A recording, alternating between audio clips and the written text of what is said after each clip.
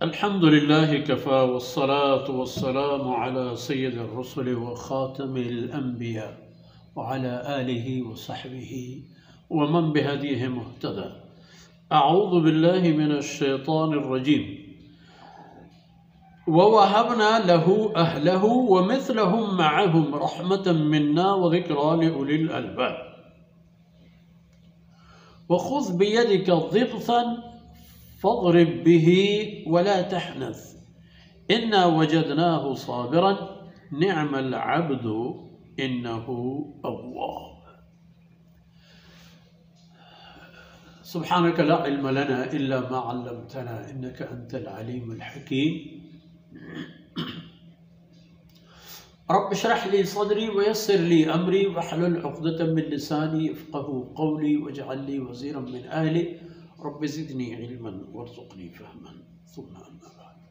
گرامی قدر بھائیوں بہنوں اور پیارے بچوں، سیدنا ایوب علیہ السلام کا ذکر خیر آ رہا تھا. وہ طویل بیماری میں مبتلا ہوئے لیکن کبھی بھی ناشکری نہیں کی. دو نکتے یاد فرمائیں. پہلی بات تو یہ ہو گئی ان کے ساتھ کہ بیماری بہت طویل ہو گئی اور نوبت بے اینجا رسید کہ ان کو اکیلا ہونا پڑا.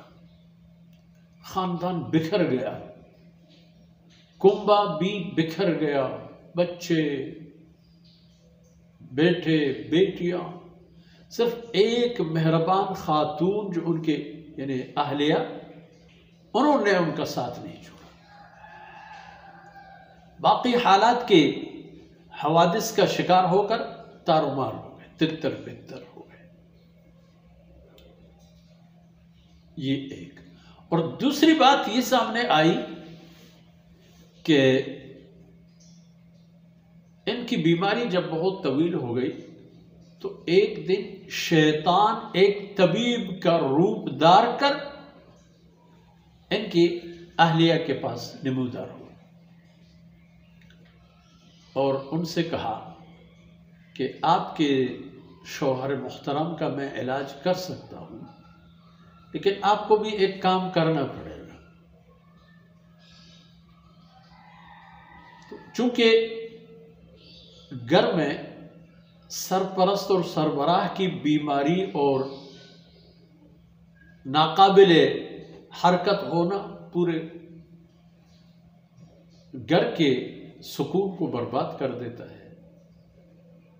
انہوں نے شیطان سے فرمایا، ان کی اہلیہ نے،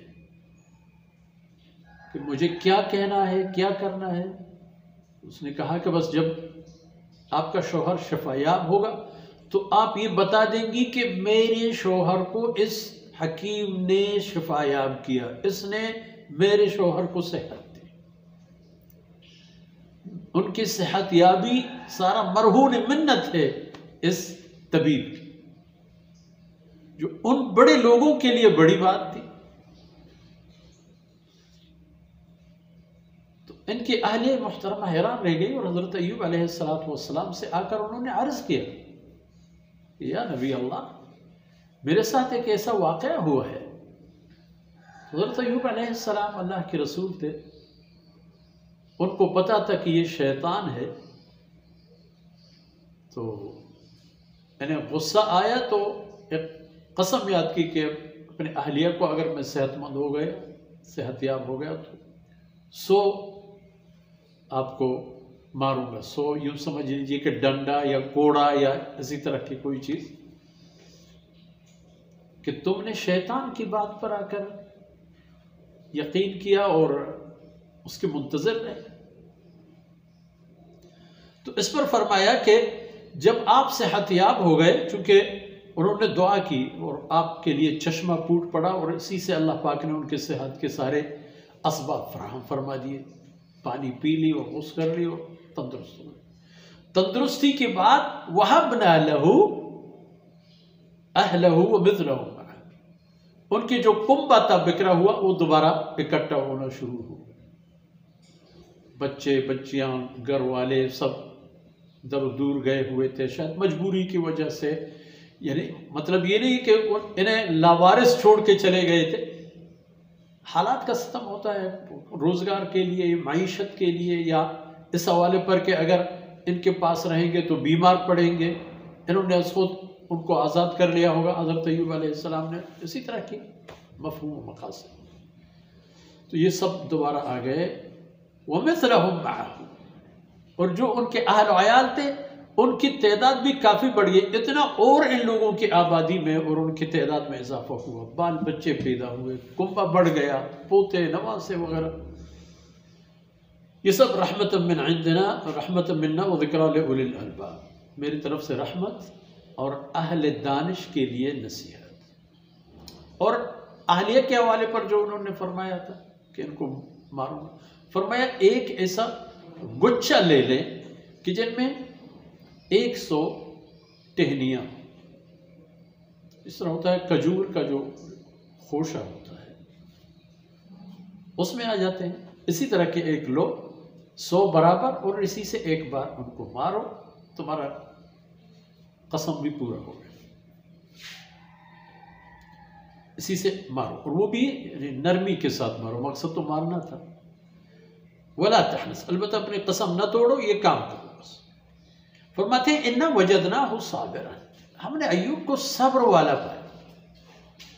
ہر حالت میں ایوب علیہ السلام کو صبر کرنے والا پایا. نعم العبد، فرماتے ہیں میرے بہترین بندوں میں سے ایوب ہے، بہترین بندوں. اور ویسے نبی کا کام ہوتا ہے اللہ کی بندگی اور اللہ کی عبادت کی طرف بلانا، چاہے ہر حالت میں وہ یہ کام اس کا جاری و ساری رہتا تھا. اور اللہ کی بندگی میں کبھی کوئی دقیقہ فروگزاشت نہیں کیا. اور بیماری کی حالت میں جو ان سے نہیں ہو سکا اس میں اللہ پاک نے ان کو معذور قرار دیا تھا. انہو اواب، وہ اللہ کی طرف بہت رجوع کرنے والے تھے، اللہ کی طرف بہت ہمیشہ رجوع کرنے والے تھے. اور اللہ رب العزت کے بندوں کے تذکرے کا معنی اور مقصد یہ کہ فلاح و سعادت ان کی اتباع اور پیروی میں ہے. اللہ رب العزت کو کوتاہیوں سے درگزر فرمائے. وصلی اللہ علی نبینا محمد وعلی آلہ وصحبہ اجمعین.